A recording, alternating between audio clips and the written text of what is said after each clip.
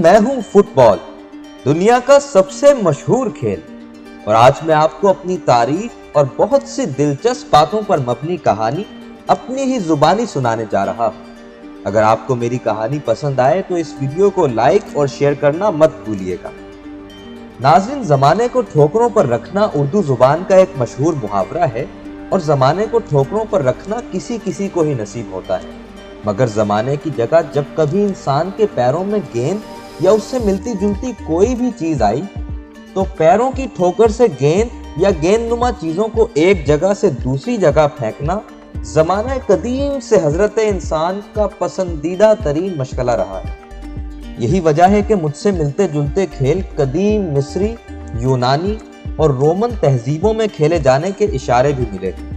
इस हवाले से यूनान के शहर एथेंस के एक अजायब घर में मौजूद एक बर्तन में एक यूनानी लेजेंड मैराडोना को मुझे यानी फुटबॉल को अपने रानों पर रखे दिखाया गया है। इससे पहले अमेरिका में भी मकामी आबादी हजारों साल पहले मुझसे मिलता जुलता एक खेल खेला करती थी। नाज़रीन, फुटबॉल या सोकर जैसा कि आजकल मुझे पुकारा जाता है, हमेशा से मेरा नाम नहीं। मुझसे मिलते जुलते खेल का सबसे पहला तज़किरा चीन में मिलता है।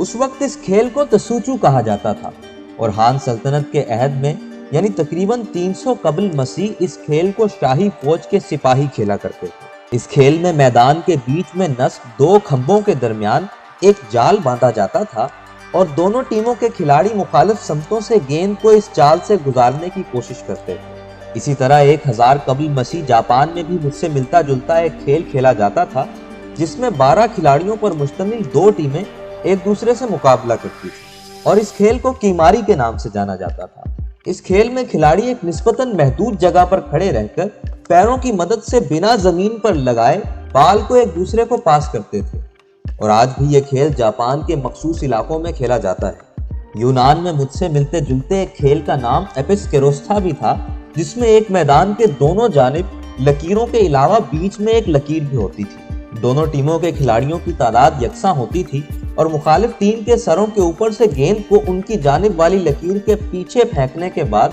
हरीफ टीम को लकीर के पीछे रखने की कोशिश की जाती थी। चंद हवाले इस बात की तरफ इशारा करते हैं कि 50 कबल मसीह में चीन के तिसोचो और जापान के कीमारी खेलों के दरमियान तारीख का पहला फुटबॉल मैच खेला गया।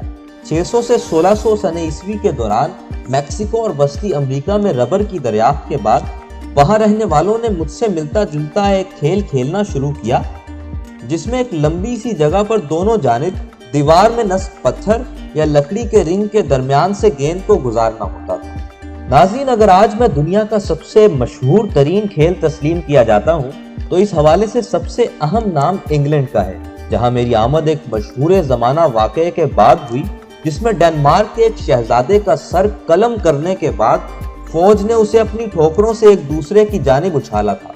बस फिर क्या था जनाब, इंग्लैंड के बासियों को एक नया खेल मिल गया। इस मकसद के लिए इब्तिदा में जानवरों के पित्ते को गेंद के तौर पर इस्तेमाल किया जाता था, और इस बात के तारीखी शवाहिद मौजूद हैं कि 8वीं सदी के दौरान मशरिकी इंग्लैंड में मकामी आबादी के दौरान पहला मैच खेला गया।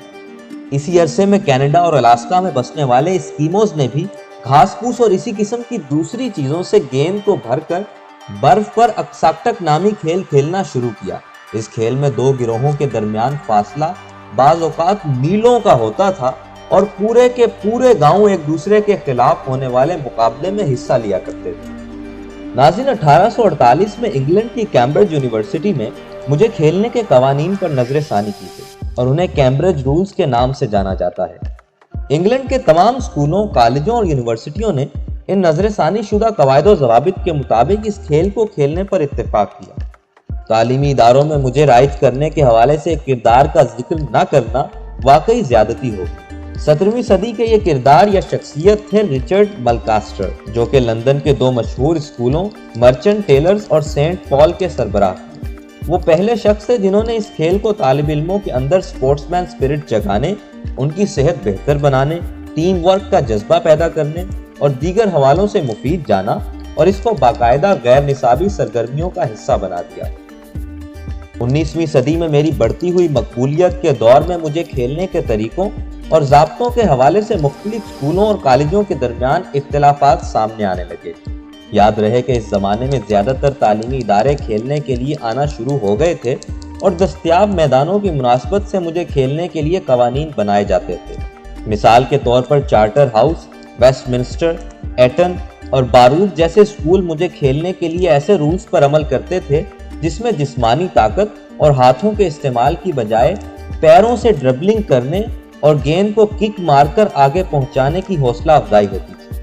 دیکھا جائے تو ایسے ہی رولز آگے چل کر میرے نام سے فٹ بال یا سوکر کے قوانین سے منسوب ہوئے۔ دوسری جانب چیلٹنم اور رگبی ایسے اسکول تھے جنہیں میری وہ طرز زیادہ پسند تھی جس میں گیند کو ہاتھ میں اٹھانا اور اسے لے کر بھاگنا بھی شامل تھا۔ ناظرین، یہی طرز آگے چل کر رگبی کے نام سے مشہور ہوئی۔ ناظرین، دسمبر 1863 میں ایسوسی ایشن فٹ بال کا قیام عمل میں آیا اور اسی روز پہلی بار مجھے کھیلنے کے لیے جامع قواعد و ضوابط شائع کیے گئے۔ 19 دسمبر 1873 کو ان قوانین کو بنانے کے فوری بعد ان کے مطابق پہلا فٹ بال میچ لندن میں بارنز فٹ بال کلب اور رچمنڈ فٹ بال کلب کے درمیان کھیلا گیا، جس میں اس وقت کے چوٹی کے کھلاڑیوں نے حصہ لیا۔ تاہم یہ میچ بنا کسی گول کے برابری پر ختم۔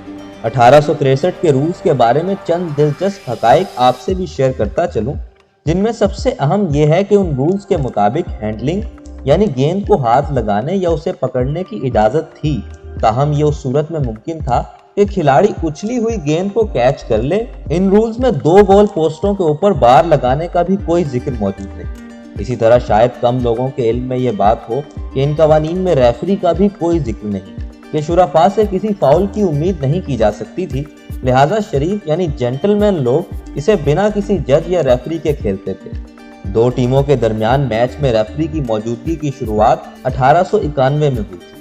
ناظرین، میرے حوالے سے دنیا کے سب سے پہلے قوانین بنانے کے چند سال بعد 1872 میں ٹورنامنٹ ایف اے کپ کا آغاز ہوا۔